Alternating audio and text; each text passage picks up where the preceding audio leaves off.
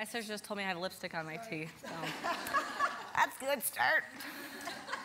Anyway, well, Molly just introduced us, but just so you guys know, again, my name's Morgan Douglas.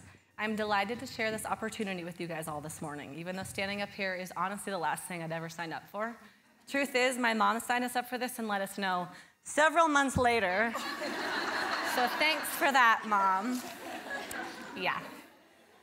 Anyway, as I look back on my life and reflect how God has pursued me, I have been amazed at his faithfulness. Ever since I was a little girl, I have struggled with learning disabilities. Reading is a huge challenge for me. With dyslexia and processing issues, I have always been self-conscious about reading in public. So reading my notes for you here is really fun.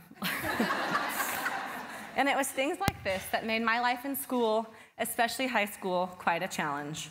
But God met me in the midst of those challenges. In fact, he helped me through them with lots of friends, lots of great teachers, tutors, and parents who loved and served me. My parents, teachers, tutors, and friends were a constant reminder that I'm more than just my learning disabilities. So while struggling academically, I managed to flourish socially. I was a cheerleader, I ran track, and sang in the choir. Yeah, that's a good picture. You guys are welcome. Those things helped me realize that there's more to life than just academics. There were lots of things I could do really well, so I decided to just focus on those and be confident in God's plan. I guess I learned to trust in him. I learned to be confident in him. School was always difficult, always academically stressful, but also a place where God kept pursuing me. I had to trust in him. By God's grace, I was able to make friends easily, really good friends. Friends who blessed me, motivated me with their work ethic and determination and faith. I still have many of those same friends today. We still challenge each other, encourage one another, and grow each other spiritually together. Another really impactful time in my life was the summer before my senior year of high school. I had just gotten back from a missions trip, and I was about to head off to cheer camp before meeting my family in Canada on a family vacation. I received a call from my twin sister that would change my life, my sister's life, and the lives of our whole family. She was in Iowa looking at a boarding school, considering the possibility of attending there her senior year. When she called, I thought the call was about her transferring schools, which would have been really hard for me. Although we weren't the closest in high school, I still loved her very much and couldn't imagine my senior year without her. But when we talked, it wasn't about her transferring schools. It was about her being pregnant. Sorry, I have tissues. She cried, I cried, and we all cried some more. I confess, I was super angry. I was confused at all, just wondering how God would let this happen. What good could possibly come of this? What possible purpose could there be in any of this? With time, tears, and lots of troubled conversations, we all became closer as a family, and Brittany and I as sisters. As we all continued, let's see, sorry, I lost my place. With time, tears, lots of conversations, as we also came to see that something very good did come of this. A little girl, my niece Addison. But that's Brittany's story. After graduating from high school, I decided to head off to college. After all, that's what all my friends were doing. I found a small private college in Florida that accepted me despite my less than stellar ACT score. But things certainly didn't get any easier. My first semester, after meeting my professors, I sent them an email letting them know that I would need some extra help due to my learning disabilities. One silly story I remember, one of my professors were named Gary Gross. After I had already sent him an email about possibly needing some more help, my roommate reread the email and I had written, "Dear Gray Gross." Needless to say, he found out firsthand that I struggled with dyslexia. Let's see. But there too, God was always pursuing me. He put me in a place to make friends that were a huge blessing to me. My college roommate became a close friend and took the time to proofread my papers and help me study for tests, even though she had classes of her own to worry about. With lots of hard work and help from family and friends, I was even able to really succeed in college. But while finding a way to succeed academically, I began to wonder if college was actually equipping me for anything I really wanted to do. So I made the difficult decision to head home. So now I was unemployed, living with my parents, without a college degree, and no clear direction for my future. Except I knew God was in all of this for me. This turned out to be hugely significant. Back in Colorado, I started dating my future husband and eventually found work at a salon and spa. I discovered there that I really enjoyed the skincare industry and eventually studied to be an esthetician. Now God gave me a career that I loved and a man to marry. What more could I want? My life was blessed. Well, not so much. I'm sure this may shock many of you, but the first 2 years of our marriage were really hard. Cal was in grad school. We were both immature and not used to worrying about someone else's needs. We needed to learn how to love each other more sacrificially. At times like this, I felt lost and lonely. I knew marriage was something I couldn't do on my own. In the midst of these changes and struggles, I once again found that God was pursuing me. He meant these things for my good, even when they didn't feel good. He had 2 friends that came to pay me a visit when I was out there, and they encouraged me, prayed for me, and reminded me that Jesus had a purpose in all of this, mainly to grow me up, to teach me how to love my husband the way that he loved me, the way that God loves me. They also reminded me that I was surrounded by not only his love, but I was making new married, engaged friends to help support me at this time. To this day, after more than 10 years of marriage and lots of sacrificing, I smile at how faithful God is in answering those prayers, how powerful he is to help us forgive and serve one another. But doing those things would be impossible all on our own. God has also pursued me in the painful times of longing to have children. I experienced multiple miscarriages. Each time it was a battle to trust, a battle to believe that God was actually with me. God was in this, even if I didn't understand. It was times like this that my husband and I grew closer to each other and closer to God. But that closeness came in the context of battling many fears and many doubts. Today we have 2 wonderful children and a third on the way. We treasure them. We know they are 100% gifts from God, gifts meant to grow us up, even as we watch them grow. My current pursuit happened about 5 months ago when my husband lost his job. He was our main breadwinner, but finding a new job did not go quite as planned. I hate the unknown, and I also hate risk. But God is totally teaching me that he is bigger than any unknown. And once again, I am called to trust in his perfect plan.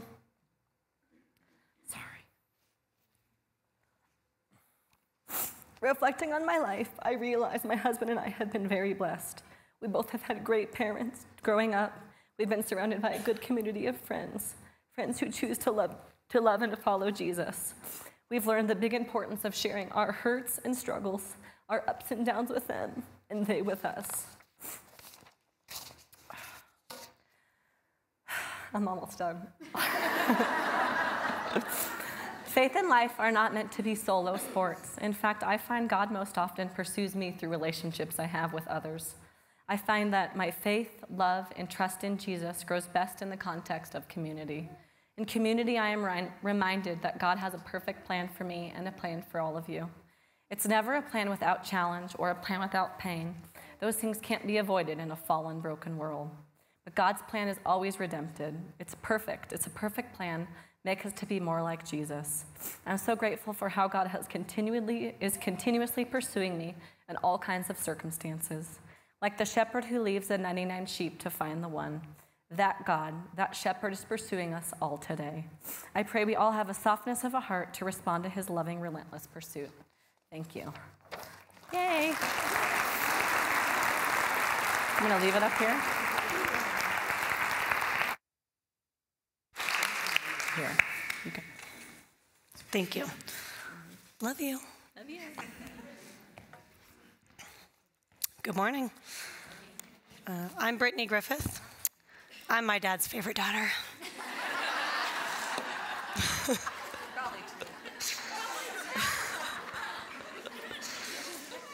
I have 4 wonderful kids, 3 daughters, 1 son, and there you are, you moved. Actually, my oldest is at her first holiday tea as a guest, which is super special and exciting. I also have an amazing, loving husband, and we celebrated our 10-year wedding anniversary this year. I want to share with you how God has pursued me in my life, and really how my faith changed from being the faith of my family to my own faith. It's an obvious thing to say, but nevertheless true, that we all struggle in life at different times, and we feel alone. We lose a friend. We fail at something that really matters to us. We feel directionless or even lost at times. This is just the universal human experience. Everybody deals with it. But what's so interesting is how God uses our struggles and failures and disappointments and grows us in them. I found that God, in his grace towards me, actually uses these things to pursue me. God gets my attention. He challenges my faith. He admonishes me to trust him. And in every one of these situations, I find that I have to decide, will I risk it? Will I do what he wants me to do? Will I obey him? Will I believe what he says instead of believing what I feel? When we answer questions like this with a resounding yes, God grows us up into people he wants us to be. But here's the amazing thing. Even when we say no to God, God doesn't give up on us. He doesn't abandon us. He doesn't quit loving us. In fact, he keeps pursuing us steadily, like a shepherd looking for a lost sheep. In high school, I wasn't listening to God the way that I needed to. I was not the popular girl. I did not have a large stable of friends, at least not good friends, like the kind that bring you closer to Jesus. Consequently, I was always wondering where I belonged, who I belonged to, and looking for answers to those questions in all of the wrong places. At the end of my junior year of high school, I began listening to a boy who was very charismatic. He could be very charming, and he told me everything that I wanted to hear. I love you. I always will. You're beautiful. We all love to hear those things. But he was very controlling. And I soon learned that he was also very abusive. I became pregnant. And now I even had a bigger challenge to face. Being a senior walking the halls of a Christian high school with a pregnant stomach. I knew that was not going to be easy. I felt all the stares, and I heard all the whispers. I knew more than ever that I was a loser. I felt very alone and very scared.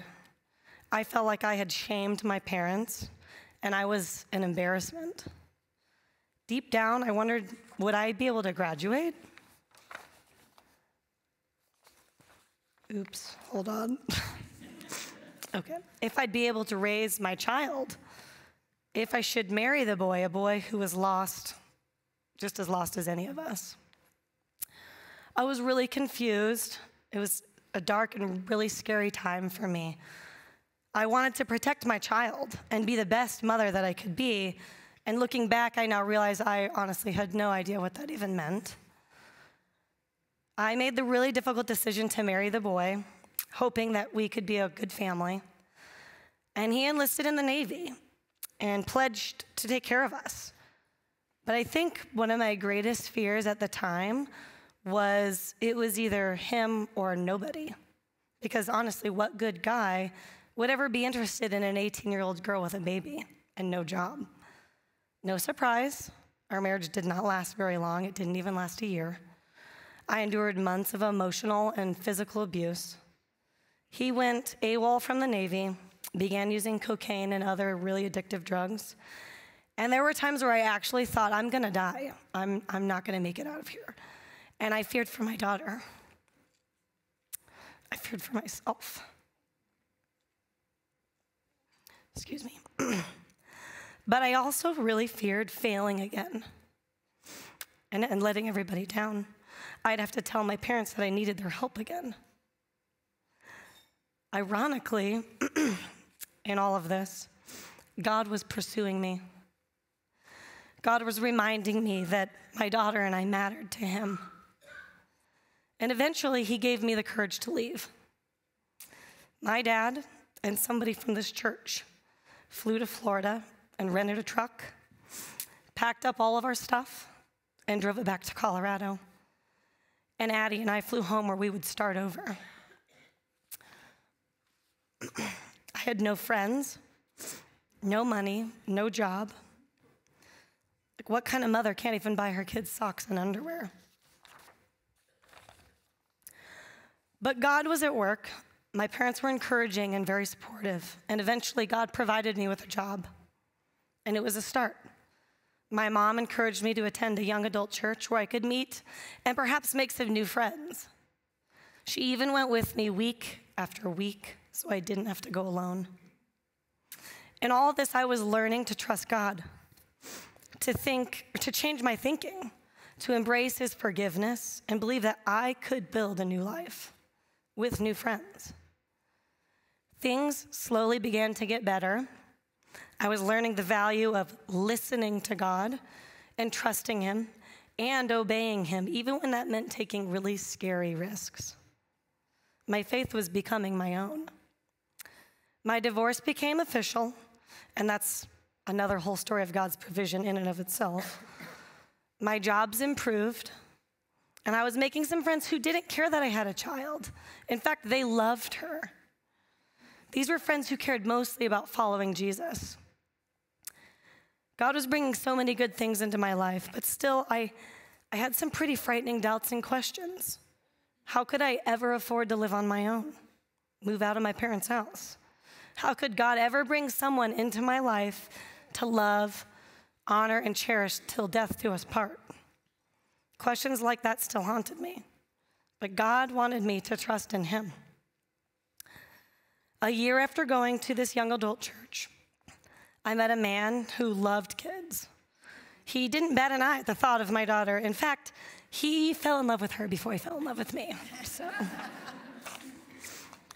looking back, I see that God had been pursuing me even in my fear of being alone. God wanted me to learn that he was more than capable of loving me and providing for me. I just need to trust in him. Zach and I eventually married, and he was able to adopt Addison. And that was a huge family celebration. There's us at Christmas. That was 8 years ago. The Griffiths lived happily ever after. No problems, no difficulties, no challenges. And if you guys follow Jesus, you can live a life like that too. Anybody believe me? Yeah, I didn't think so. Nothing could be farther from the truth. You see, it's in our problems that God pursues us. It's in the problems that we are forced to decide, will I trust him? Will I obey him? Will I follow him? I believe God lets problems happen in our fallen, broken world precisely to grow us up and to get us ready for the adventure of eternity. Zach and I have experienced, or should I say, we are experiencing all of the surprises and difficulties of parenting less than perfect children, earning a living, loving our neighbors, making friends and keeping them, being a part of a church where people aren't perfect. In other words, life continues to be a challenge. But in all the challenge, I've grown closer to my sister Morgan, and Zach and I now have 4 children, not just one. And we've overcome one financial struggle just to tackle another. Does that sound familiar to anybody? We purchased a home, which is a blessing and a curse, isn't it? When our son Lincoln was born, what a blessing. A boy now, in addition to the girls. There's my son Lincoln. As Lincoln grew, we started to notice that he struggled with many different sensory issues. He was really afraid of sounds. He struggled to play on playgrounds. He struggled with the sensation of clothing on his skin. He hated getting his hands dirty. We finally had him evaluated and discovered that he had sensory processing disorder. We had no idea what sensory processing disorder was, and we were really scared. Could he outgrow this? Would he get better? Would he be able to enjoy playing with other kids? Again, God was saying, will you trust me now? Will you keep following me?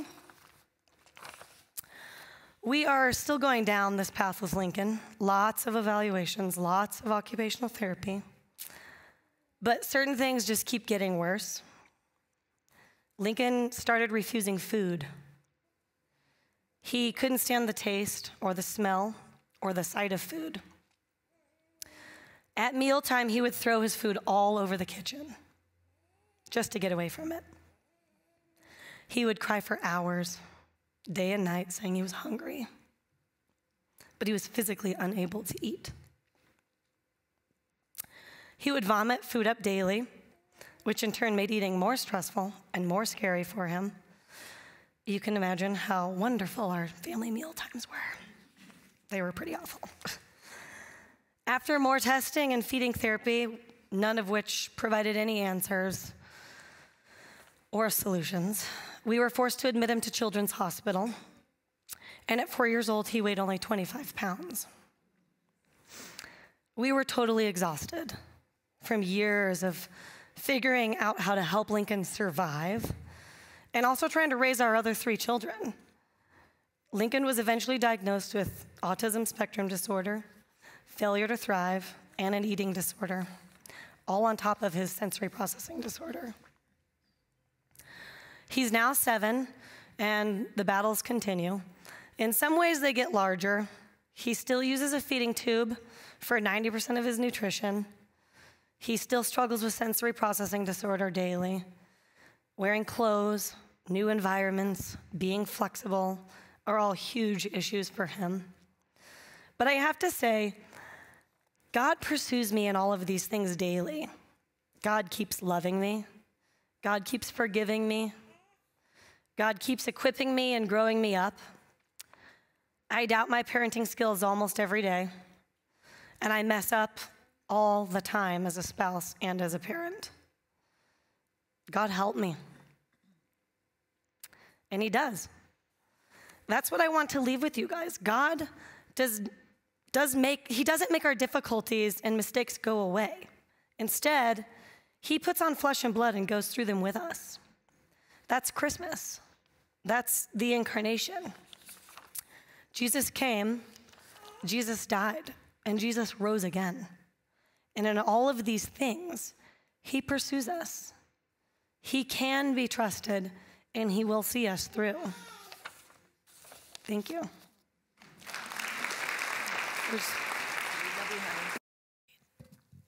Don't I have great daughters? Yeah. Hopefully they're not still mad at me. I'm forgiven. Good. Well, I'm very thankful that God has pursued me my entire life as well. I grew up in a wonderful, loving Christian family in Wheaton, Illinois. And my siblings and I enjoyed riding horses and having a wide variety of animals. In fact, a couple fun ones is we had a goat that we had to feed in the house and with a bottle. And so it thought that it belonged. It could come in the house anytime it wanted. And we named her Jezebel because she was so naughty. And she would come in and jump up on the dining room table. And then she'd also jump up on the grand piano and walk along the keys. And then I had a pony that I tried to bring into the house once, and my mom made me stop. And then we had a parrot that would fly all over the house. So it was a lot of fun, but kind of crazy in our family. We attended church on a regular basis and went to Christian schools. Both my parents were Christian school teachers. I struggled in school academically as well, but I didn't just struggle academically. I struggled a lot behaviorally. I was pretty hyper and was talking all the time. In fact, one example was in 8th grade, my 8th grade teacher took a belt off of a boy, tied me to my chair, and taped my mouth shut. Which, that wouldn't happen today, would it? Yeah. So I got in trouble quite a bit. That was just one example. I also started experimenting with Ouija boards with my friends, and I experienced some serious demonic attacks. That scared me, but not enough to make me change. So when I was starting high school, my parents decided to send me to a small Christian boarding school in Iowa. There was a pig farm on one side and a chicken farm on the other, so there was not much you could do. They said I had to try it for a year, and I, of course, went very reluctantly. My first year was extremely rough. I was in trouble a lot. I failed several classes, but God, I knew, was pursuing me. I chose to return the next year, and I don't even know why. I think it's because, again, God was pursuing me. My sophomore Bible class required us to study the Westminster Confession of Faith. This is a detailed statement of beliefs that outline things pertaining to God, man, sin, creation, and Jesus' death and resurrection. It was written in the mid-1600s by some very bright and very gifted Scottish Presbyterians.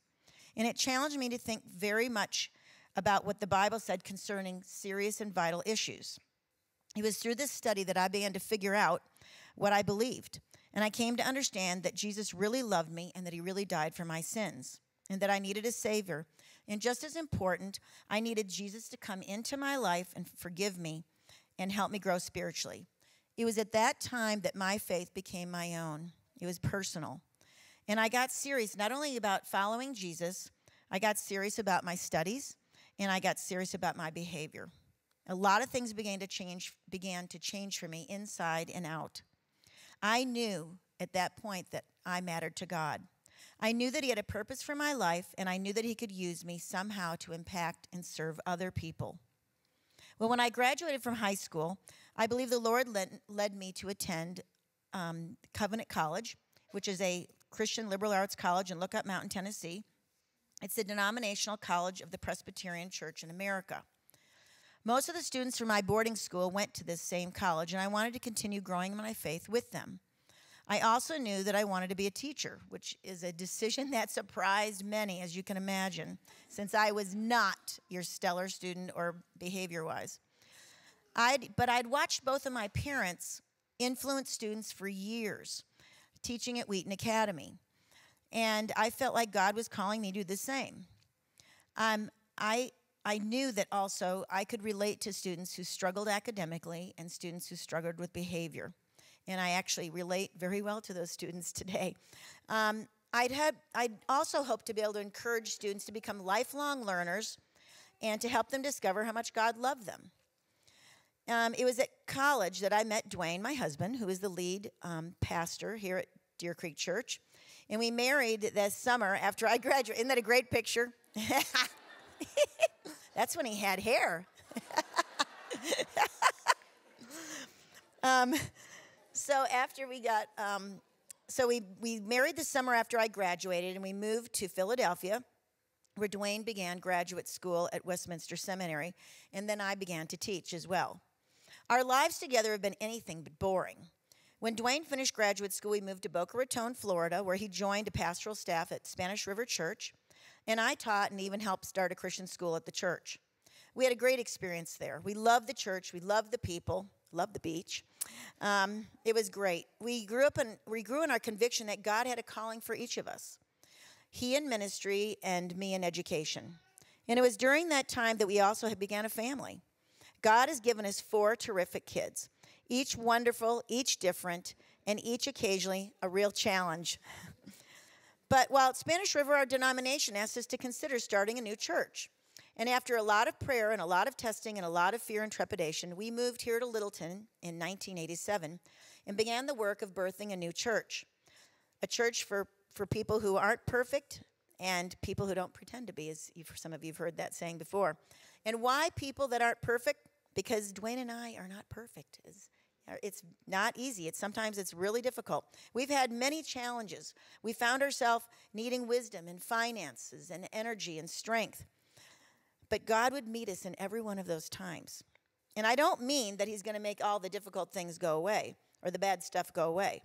I mean that he'd pursue us in the midst of struggle. I've learned that with every struggle is actually a challenge to trust him. In all the situations when Brittany and Morgan were sharing, those were times where really I grew the most. I have to say that during the time when Brittany got pregnant in high school, that's when I grew the most. And I got closer to God through that whole situation, even though it was extremely painful and extremely difficult. And I believe that God is continuing to be with me through these struggles. I can't count the number of times when Jesus has met our financial needs. And he's given us the wisdom when we needed it. This church has also been a huge blessing to our family. I don't know what people do when they don't have a home church. I've always wondered, like, how do people handle life without Jesus, without church, without people to support them?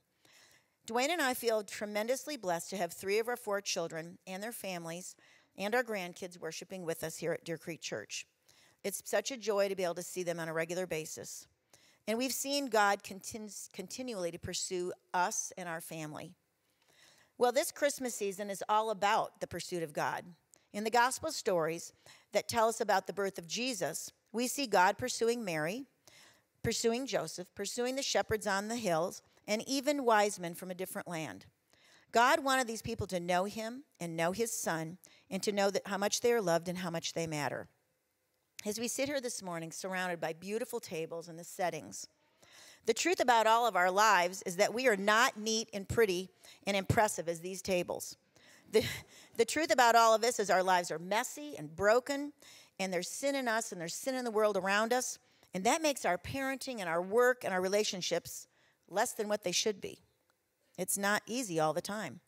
But that's why Jesus came, and that's why Jesus died on the cross. More than anything, I want each of us to know that God is pursuing each one of us.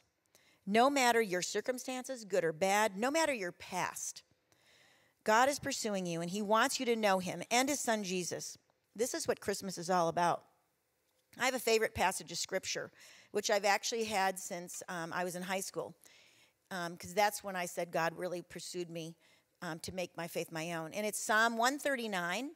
The entire chapter is, I just love the entire chapter, but I'm going to read just the first 6 verses of it, because it really shows how God has pursued us.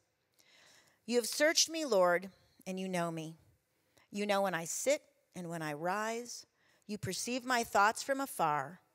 You discern my going out and my lying down. You are familiar with all my ways. Before a word is on my tongue, you, Lord, know it completely. You hem me in behind and before, and you lay your hand upon me. Such knowledge is too wonderful for me, too lofty for me to attain. And I would encourage everyone here to ask God to pursue you and to help you through this journey with life, with all its ups and downs. And Morgan and Brittany and I would like to wish everyone here a very merry and blessed Christmas. Thank you, and God bless.